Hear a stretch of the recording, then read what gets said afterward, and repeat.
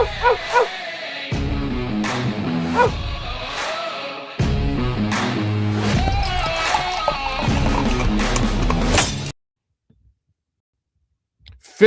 after finish after finish after finish, man. What a card. What a card we had last week. We're going to talk about a couple things, do some spring cleaning on that card, and also talk about the boxing fight that happened before we jump into this card that obviously is a little bit more watered down for whatever reason, but we had a good week last week. We'll go through all that. We have Dayton that is now 2-0 on his dog picks. What's going on, Dayton? How are you doing, buddy? Not too much. We got another dog this week. I'm ready to make it 3-0.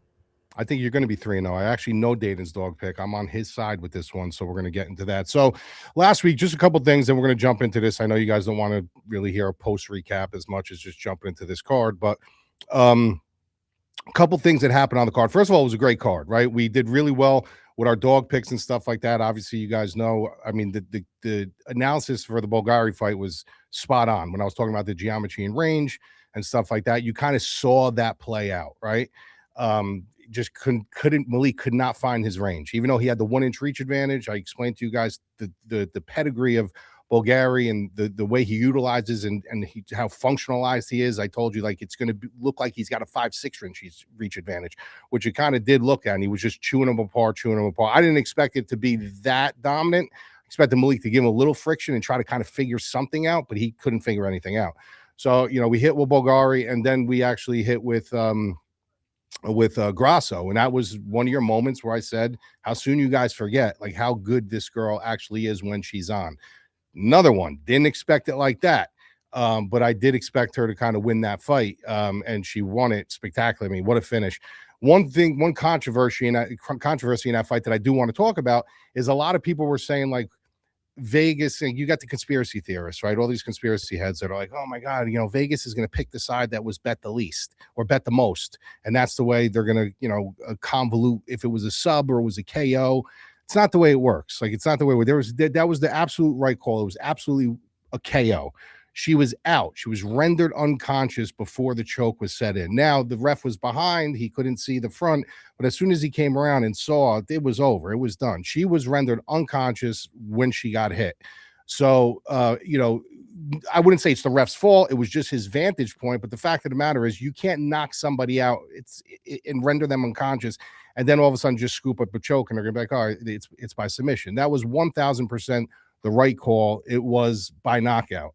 The one that we did get wrong was the Israel Adesanya fight. And like I said, I could say I can eat crow with that and stuff like that, but I told you the -120, I had to take a stab at it. It is Izzy. He looked great. And the one thing that I said that he needed to do, he did it a little bit too early and he did a little bit too much. So basically what I said is he needed to come in there. He needed to, like, prove to himself that he still had the ability to, you know, poke and prod at you and keep his range and have success offensively. Meanwhile, maybe eat a couple shots from Pyfer. And then little by little, I said, you're going to start seeing his shoulders drop and he's going to start kind of coasting on him. And he really was. I mean, he looked really, really good. I mean, Izzy looked really, really good early, but for whatever reason, it was almost like he got too confident. I mean, there was one point in time he tried to inside trip Pyfer, and I'm like, what are you doing? Like, you're having so much success on the feet. Why would you even get close to him? Chewing up Pyfer's legs. Pyfer was having issues with his legs early, and it was like, why wouldn't you just stay in range with him and kind of pick him apart and chew him and chew him up that way? And he just didn't do it. He just decided to, I'm going to fight him any which way he wants to fight, and I'm going to prove to the people that this is, you know, I'll beat him anywhere. Wrong game plan. I mean, wrong game plan. And I think this is the pattern with Izzy now. It's almost like he looks good till he doesn't anymore. I don't want to see him fight these younger guys anymore. I think we've come to the point now. Do I want to see him? Do I think he should retire? If he thinks that he's going to make a title run and go against all these young guys, then yeah, you might as well just retire. But if if you want to give him some legend fights and you want to give him some, like, good fights, really good caliber names, that's kind of on the level of where he is in age and where they are in their career, I'd still love to watch him fight. Do I think he's making a title run anytime soon? No. Do I think he's ever going to make a title run again? No, I don't. I think the game is slowly passing him by, and I just think that these little holes that he had back then, they're a little easier exposed now because the game is evolving. It's evolving very quickly. So do I still think he has more fight left in him? Yes, he shows it every fight until he just makes a boneheaded mistake. But these are mistakes he's never made before. So now what would I like him to see? Maybe not main eventing a card. I'd like to see him maybe on a co-main or a main card fighting a big name that's kind of on his level at this point, not on their way out, but no title runs, or just there to have exciting fights and make some money. Got no problem with that. But as far as the fighting the younger guys, the prospects, I don't want to see him a litmus test. Like I don't want to see people start talking about Izzy like this is a gatekeeper fight. He's too big of a star. He's done too much for the sport to be labeled as that. And at what point in time do you start tarnishing your legacy? You know what I mean? Where you say, well, all right, now I'm being looked at as a litmus test. It's time for me to go. Give him a couple really big names, like I said, on his level, future legends and stuff like that. Have a couple of those, make a couple bucks, and then, call it a day. Your lineage won't be tarnished that much anymore. But we have a decent card ahead of us. One more thing I do want to talk about. I want to talk about the boxing fight with Keith Thurman and Fondora. I expected Fondora to win that fight, but the problem I did have with that fight was the way it was stopped. I know some of you guys aren't big boxing fans. You're probably going to fast forward through this. I'll make it quick. But a guy like Keith Thurman, even though he's 38 years old, in a 12-round fight, championship fight, you don't stop the fight in the 6th round, especially when now I picked Fondora to win the fight, but especially when this is a championship fight. The guy's never been knocked out. He wasn't put down on the canvas in this fight. Was he getting beaten up? Yes. Was he able to figure out the range of Fondora early? No, he didn't win one round. It was 6-0 for Fondora. But the fact of the matter is, when you're at the center point of that fight, when you're at the halfway point of that fight, you have 6 more rounds to go. You got to give a champion like Thurman, even though he's not the champion now, a former champion, who was a part of the big 3 at one time, you have to give him at least 1 or 2 more rounds to see if he figures it out. Let me give you the 7th round, and let me give you the 8th round. See if you figure it out. If you don't figure it out by then, you need a knockout. It's probably not going to happen. I'm in your corner. I'm either going to throw the towel or the ref is going to step in. But to stop it in the beginning of the 6th round seemed a little premature to me. But like I said, I don't think the complexion of the fight would have changed. I think Fondora would have still won that fight. But the fact of the matter is, at the halfway point of that fight, you have to give a guy like Keith Thurman another round or 2 just to see, like, let's see if he figures this out. Give him 1 or 2 more rounds on the halfway point. And they didn't give it to him. So, like I said, Fondora was the right side. Absolutely. He definitely was probably going to win that fight, I guess, unless he got caught. But I would like to see a little bit better job, with the referee not stepping in. And then the last thing I'll say before we jump into this is, I see a lot of people, messaging me on Twitter, and I see the comments, and he's talking about how Dana White needs to fire these referees and fire these judges, and he needs a whole new judging panel, and because of what happened, obviously, with the Bahamondes fight, where Bahamondes should have won that fight, 2 egregious fouls, the Yanez fight. You guys, you got to stop listening to so many people like that like they act like they are these 30-year veterans and watching the fight game and knowing the fight game. He has no hand in that. That's the commission. Dana White does not literally pick and choose who's working. They don't work for the UFC. Every state has their own athletic commission. The referees work for the commission. The judges work for the commission. That's all on the commission. Back in the day, if you remember, Steve Mazzagatti was hated by Dana White. He used to come on the podium all the time and say, dude, get Mazzagatti out of here. If he controlled that, he would have fired Mazzagatti years before he got, canned. So he has no control over the Adelaide Birds of the world, the Sal Diamatos of the world. He's got no control over that. That has nothing to do with Dana White. That has to do with the athletic commissions. So don't listen to these people when they're like, the UFC needs to clean house. They don't know what they're talking about. He has zero hand in that. Do I like it? No. Do I think that they do need to clear house? Yeah, absolutely. I think they also need to clear the MMA media house out too. I think the MMA media has become horrendous to watch, in press conferences, but Dana White has nothing to do with that. So we move on now to another card, which is a little bit watered down, but it is a good main event. It's actually a very interesting main event. You got one guy who's, surging in Chris Duncan, sitting at -180, and you have Renato Moicano, who everybody loves. I mean, his personality has become pretty popular at +155. The over is +230. The under 4.5 is -325. Now, the first thing I did when I looked at this is I said that, am I willing to, even if I pick Chris Duncan, am I willing to bet, the -180 on him? And the answer is absolutely not.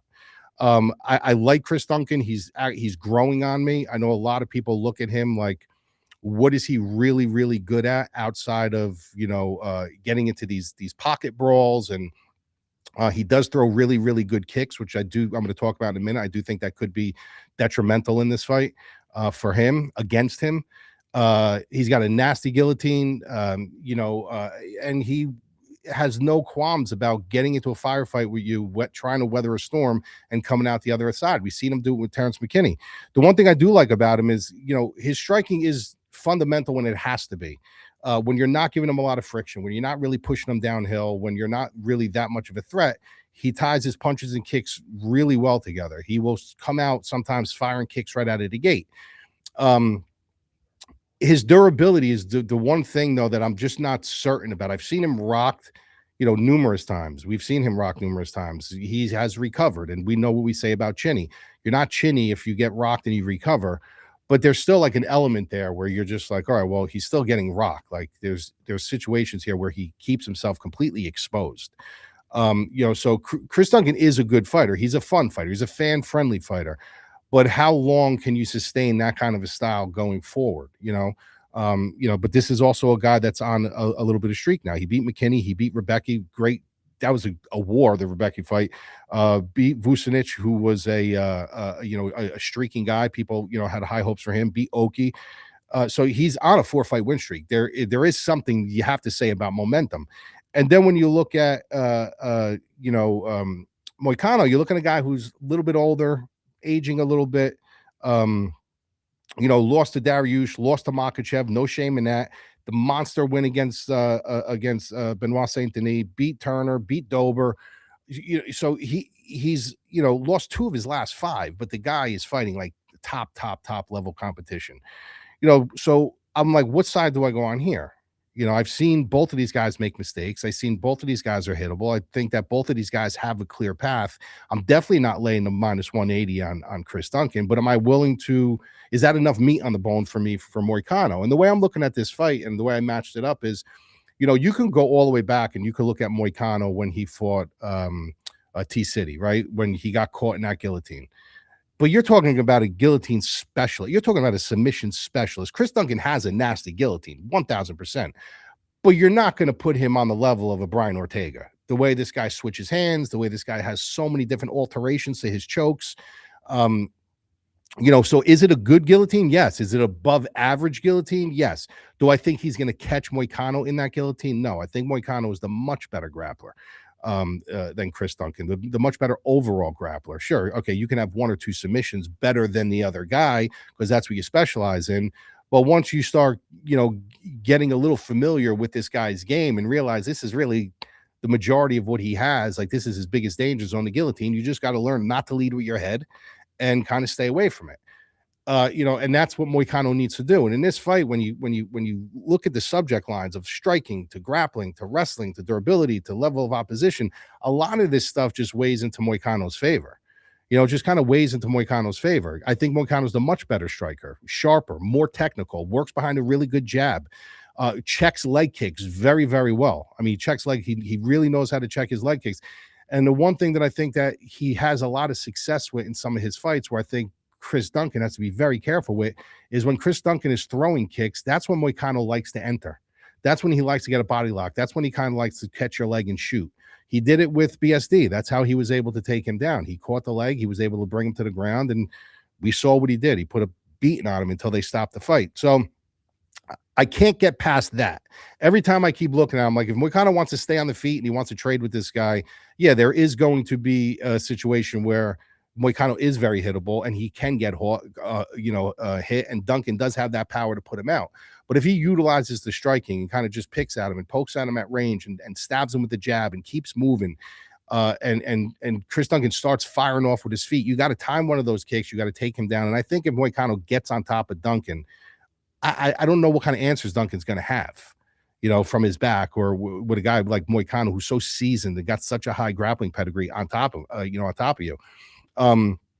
If this turns into a dogfight, then yeah, you lean towards the direction of Duncan a little bit. I trust him a little bit more in like a real hardcore dogfight. He's got more power. He's been in more dogfights. He's bred for more dogfights. Where Moicano's bred to be a little bit more technical and clean.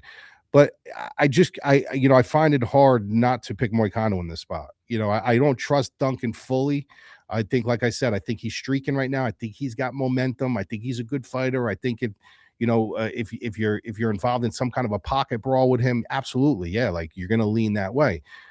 But a pocket brawl and these high octane volatile fights don't happen unless you have two guys that are playing in concert with each other. So if Moicano doesn't want to have this brawl with him and wants to keep it technical, he doesn't have to. He can try to, keep it technical, and that's where he's going to win. If he decides to play in concert with him and have a brawl, he's going to be in trouble. So that's going to boil down to his cage IQ. So I'm going to go Moicano here. I'm going to say Moicano finishes this fight late. I do see a situation where Moicano, early can maybe, take him down and they're dry and maybe he can, soak up a submission. But I think Moicano does have the chops in this fight to have a lot of control time on the ground if he decides to take it there. So give me Renato Moicano by submission late or decision. And we're going to go with another dog. Next fight, co-main event. We have Virna Jandiroba, who I like to refer to as Meathead. I don't know if you guys ever saw Meatballs, the movie. Back in the 80s, there was a movie called Meatballs, and a little alien came down to the camp site, and they named him, was it Meatwad or Meathead? I think it was Meathead, and she looks exactly like fucking Meathead did. I mean, just look it up. Google Meathead from Meatballs, and you'll see he has like this little rain hat on. It looks just like Virna Jandiroba. I mean, to the T. So you got Jandiroba minus 120. You got Tabatha Ricci plus 100, over and under minus 450. The under is plus 350. Now, if you're going by looks, I mean, we obviously know where you're going. If you're going by looks, I mean, Tabatha Ricci is an extremely attractive young woman, built very well. And then you look at Jandiroba, and obviously, I just said she looks like Meathead from Meatballs. But Jandiroba, the thing that makes her really tricky is that her style is so unorthodox. Like, it's just very, very unorthodox. It's very hard to read. I wouldn't say her wrestling is that good, but she has these awkward entrances. Her striking looks very pedestrian, but it works for her. And we obviously know how good her grappling is. I mean, she's an elite level grappler. When you look at Tabatha Ricci, this is a girl who's also black belt in judo, black belt in Brazilian jiu-jitsu, pretty sharp hands for her size, but I would think she is a little undersized for the division. So when I was watching the fight with Amanda Hebos, the one thing I did notice is sometimes that Tabatha overcommits, and you tend to do that in boxing. Sometimes you can overcommit, and that's why sometimes counter fighters have such a field day with guys who are a little bit too over aggressive. And I don't say she overcommits with her strike, because she kind of has to overcommit with her strikes, because she's usually the shorter girl in there. She's got to kind of clear some range. So she's got to kind of overcommit with her striking. But I mean overcommit with her pressure. When sometimes she will put so much pressure on you where she kind of overcommits. And it's kind of shocking to say that, because her coming from a judo background as well, you got to know weight distribution. You got to understand weight distribution. And Hebos took her for a fucking ride. And I remember when I was watching the clip, when I was watching the film, I said, wow, she's really overcommitting. She's just putting too much force forward. She's not really, setting her feet. Her feet were crossing as she was going in. And I was like, she's going to get, Hebos is another one that comes from a judo background. She's going to get tossed here. And sure enough, she got tossed. She ended up winning the fight, but you can't overcommit with somebody like Jandiroba, because if you overcommit with somebody like Jandiroba and she gets position on you, I don't care what kind of grappler you are, you're dealing with a very elite level grappler that if she gets top control on you, sweeping her, getting out from underneath her, shrimping away, getting to a hip, like you're just always going to put yourself in a very bad position. You got an age gap here. You have 38 years old versus 30 years old. You have a little bit of a rotating door of wins and losses for Tabatha Ricci. And with Jandiroba, you have one loss, but she had 4 wins. She lost to Dern, but she had 4 wins before that. She beat Zianon, she beat Lemo, she beat Godinez, she beat Rodriguez. Like, she's beating a lot of good girls. She's beating a lot of good girls, very high level girls, and she's never in a fight where she's literally getting destroyed. Like she's always given some kind of friction. She's always making things tumultuous in there. And it's really because making reads on her are difficult. She's not like this standardized fighter where she's got everything. The fundamentals are like, crisp and sound, and she does things kind of her own way, and it works for her, and it gives girls a lot of problems. It is a very tough fight for me to call because at one point in time, at one side, I want to pick Tabatha Ricci because of the striking, because of the volume, because of the speed, because of the youth. Like, I want to pick all that because of her ability to have that judo background and a Brazilian jiu-jitsu background to not pursue offense that way, but to at least stay safe in those situations. But her speed with her fluidity in boxing will be able to get her in, get her out before Jandiroba, the slower, more plodding, older fighter, can kind of get to her arms around her or lock something up. So she can kind of pick at her, stay on the outside, pick at her and run, get on her bike and get on her bike. So at one side, I do want to pick her there. The other side, I want to pick Jandiroba because I'm afraid that Tabatha Ricci is going to trust in her grappling too much, try to prove a point. She's going to overcommit, and she's going to put herself in a really bad position. And in a three-round fight, every round, every minute counts. Control time. So you could go down, 1 round to nothing just because of a mistake that you made, because you over pursued, because you over pressured, because you went for a takedown where it got reversed on the way down. We used to see Michelle Waterson doing it all the time with the head and arm throw. And all of a sudden now you're down a round. Then you come back and you win the round, but now you're both tired in the third round, and you're like, all right, well, this girl's been here 100 times before. I've been here before, but it's now we're neck and neck, and you're dealing with a situation where possibly you can have a split decision here. So, or Jandiroba can put you in a really bad spot and finish you. I'm going to lean towards Tabatha Ricci in this fight. I'm going to trust in her speed. I'm going to trust in her youth. I'm going to trust in her much more cleaner boxing, being able to spit a little bit more volume out and putting out some numbers and getting out and getting on her bike and going.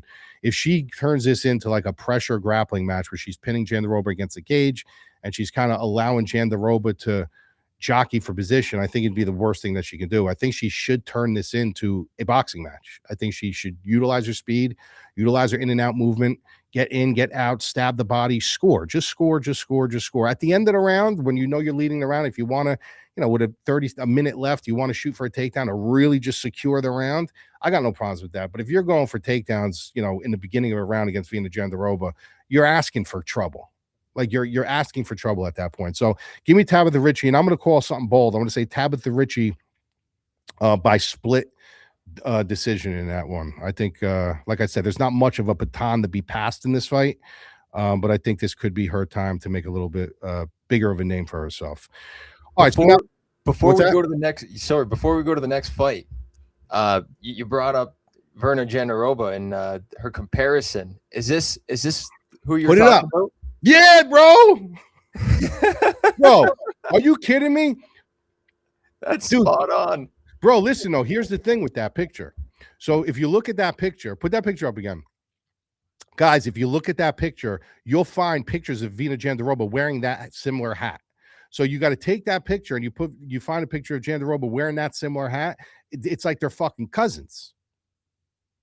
It's crazy. I mean, how spot on is that, though, Dayton? That's pretty bang on, I will say. Yeah, dude, it's crazy. So, all right, next fight. The next 2 fights we're doing, like I said, 2 fights that we do, we pick fights that either people are really unsure about, or they're trying to stay away from, or they don't want to give a firm stance on it. So these are the ones that I want to jump in on for you guys. You could listen to the -400s and -500s anywhere. We try to dive a little bit deeper. So this is a guy in Lando Vannata, -210. Darrius Flowers +180. The over and under here is over -200. The under is +175. I got a very big love-hate relationship with Lando Vannata. I love the way he fights, but he has one of his greatest highlight knockouts against one of my friends in John McDessie. So obviously, I got a love-hate relationship with him. This is a guy who's been around for so long, but yet he's still very young. It's so bizarre because when you think about Lando Vannata, you go back, you're like, man, I remember that fucking guy fighting back in the day, and it seems like he's been around forever. Like even that knockout against my boy McDessie, that's like I feel like from eons ago. I almost feel like it's from a decade ago. So he's been around a while, but he's super, super young. And this is a guy who, during his fight time, was way ahead of his time. Like, he was way ahead of his time. He was one of those guys like an Anthony Pettis, and Anthony Pettis was a little ahead of his time. And like, there were certain guys that were just ahead of their time. And he had a very good slippery grappling style. They used to call him groovy for a reason. The guy was groovy in the cage,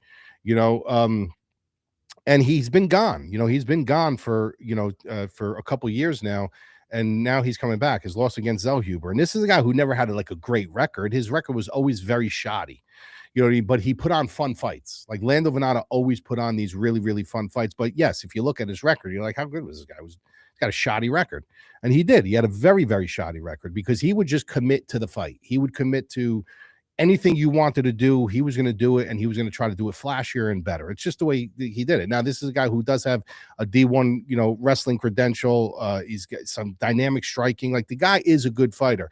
So when you look at, did the game pass him by? Like, even though he is super young, no, I wouldn't say so, because the guy, like I said, he had a certain style back then that a lot of people just really didn't have. So he's coming back now against a guy in Darrius Flowers who's super, super powerful, big power, tough kid, but he just really can buy himself a win here. I mean, the funny thing about this fight is, if you talk to people about Darrius Flowers and you talk to them about this fight, and they're like, well, bro, look at all the people that Darrius Flowers fought. He lost to he fought Elder, he fought Johnson, he fought Matthews, like, all good guys. Yeah, all good guys, but he fucking lost to him. Who cares that they're good? Tell me a guy that he beat that was good. Anybody can, I don't care. Yeah, he fought good guys. That's who we put in front of him. But if you're not beating him, who cares? I mean, put me up against somebody. If I lose to him, I can't just say, hey, I lost to John Jones. I fought John Jones, though, but you fucking lost to him. I mean, you got finished by him. And so what's that doesn't equate to me. Talk to me if he fought Evan Elder and he beat him, or they got to a split decision. Talk to me if he fought Michael Johnson and he beat him, or if it was an absolute war. Talk to me if he fought Jake Matthews and he beat him, or it was a split decision, or it was a war. Don't talk to me because he fought a good guy and he fucking lost to him. Like, I don't care about that. So with this fight, I'm on a crossroads here because I want to pick Lando Vannata really bad, because I think he's the better fighter everywhere. Like, if you look at it, the problem with it is I always talk to you guys, and I feel like I'll go against my own constitution if I say this. I feel like, how do you pick a fighter when you haven't seen him in so long? Like, you don't know what he's going to bring to the table. You don't know what his rhymes and reasons are for coming back. You don't know what he's been doing. Like, you just don't know. You remember what he was. You remember how fun he was and stuff like that. But we're in 2026 now. What have you done for me lately? We know that Flowers isn't a good fighter. We know he's dangerous. We know he can, bring some danger into this fight and stuff like that. And yes, he has lost a higher level of competition, that they kind of threw at him, but he still lost. So, I mean, how much of a measuring stick do you get from there?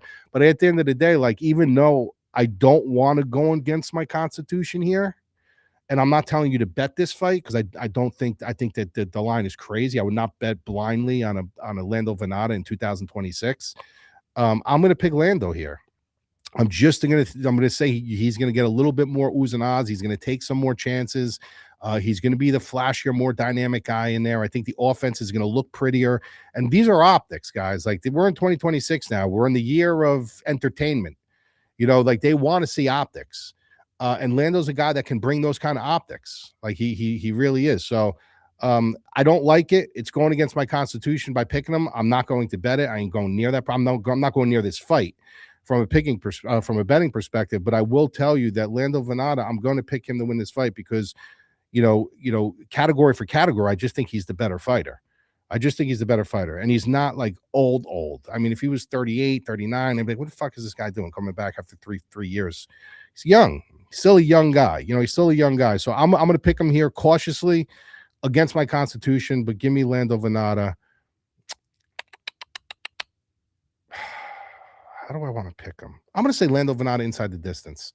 And then that's going to be the end of Darrius Flowers. So Lando Vannata inside the distance. And then we could say sayonara to Darrius Flowers. All right, boys, we got one fight to go.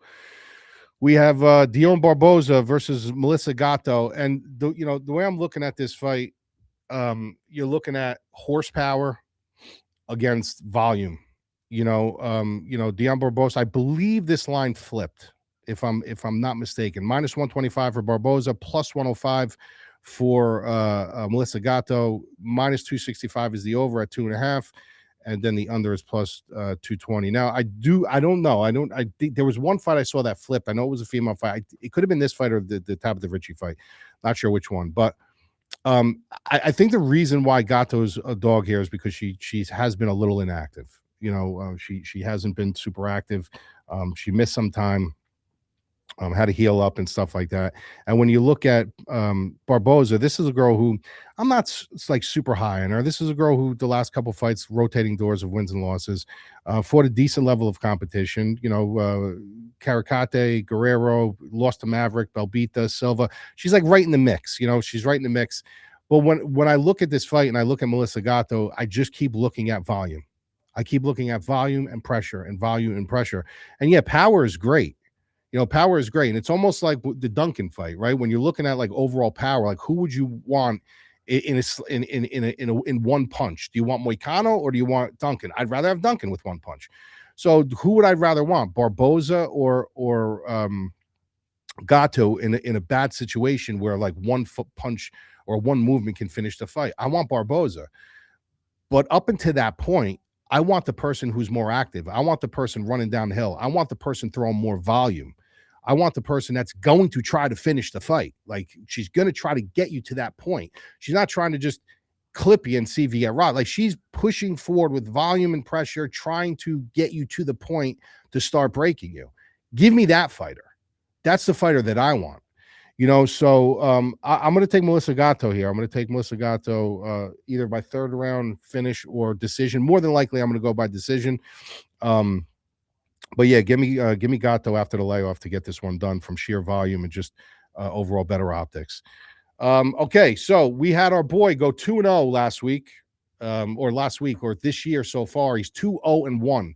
He had one. What was the draw, Dayton? It wasn't a draw, right? It was the fight got pulled. Yeah, no, her fight got canceled. Yeah. That was the Luana Carolina. She was 8 pounds over. That was the one. Yeah. So we have another. We're gonna try to get him 3-0-1. We're actually throw the one away. That doesn't even matter. He's 2-0. So let's go 3-0. What do you got for us? Well, no surprise. Tabatha Ricci.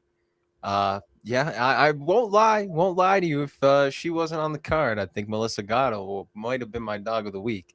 Just because, hey, look. Well, they were good. They're good. They're both good dogs, dude. They're both. Yeah, really no, I mean, Ricci actually she has a shot in this, and it's a pretty good number, plus 110. I'm not gonna shy away from that. I can't really say anything about a number when I took like a plus 300 on Moicano in the first week, but that's nothing. I'm just hoping that Ricci can get me back to 3-0 here. Yeah, I think she will, dude. I think she will. Like I said, I like her volume. I like the pace. I like the pressure.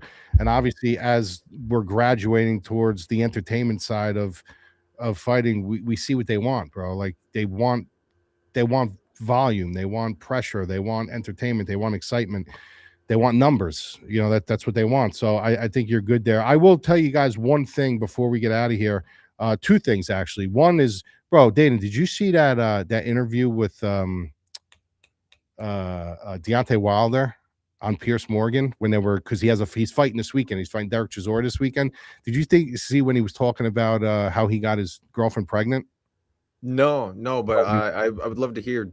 Go on, Morgan, crazy. Yeah, go on my Twitter, dude. There's a small clip of it. Guys, go to my Twitter at Madlab MMA and watch that clip. I mean, this guy is just nuts.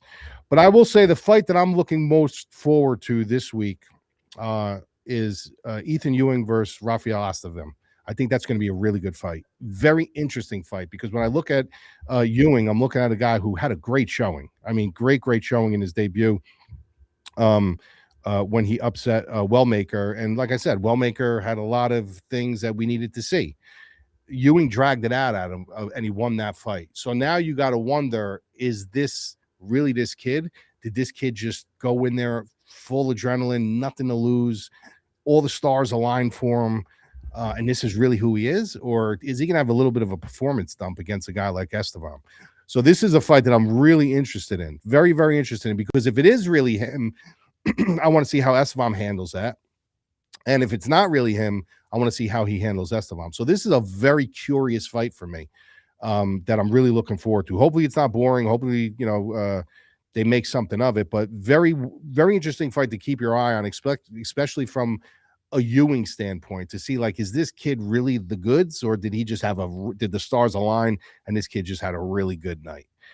Because we have seen that happen before too. So other than that, the card is okay. Let's try to make some money. Let's keep this streak going. We've been hitting dogs left and right. Dayton's been hitting his dog of the week. I appreciate you guys for tuning in. Comment below. What's the fight you're looking forward to the most? Look at fucking Virna Jandiroba. I mean, that's a face only I can love. I mean, are you kidding me with that? Tell me what you think about Virna Jandiroba.